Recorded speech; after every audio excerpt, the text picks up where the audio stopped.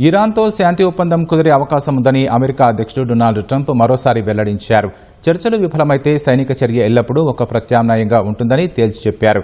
ఏ ఒప్పందమైనా అణ్వాయుధాలు ఉండవనే హామీతోనే జరగాలని ఫాక్స్ న్యూస్కి ఇచ్చిన ఇంటర్వ్యూలో స్పష్టం చేశారు. ఒక గొప్ప ఒప్పందాన్ని కుదుర్చుకుంటున్నామన్న అయినా కుదరకపోతే సైనిక పరంగా ఈ అంశాన్ని ముగించేస్తామన్నారు.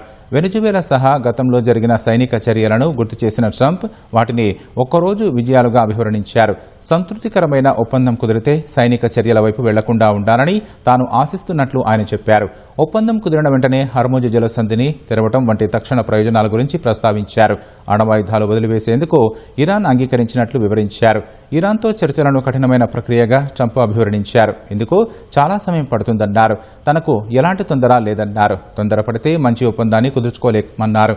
సిచ్యువేషన్ రూమ్లో అమెరికా రక్షణ శాఖ ప్రతినిధులతో సమావేశమైన ట్రంప్ ఇరాన్తో ప్రతిపాదిత శాంతి ఒప్పందంలో పలు సవరణలు కోరారని సీనియర్ అధికారి చెప్పారని ఆక్సియోస్ వార్తా సంస్థ తెలిపింది.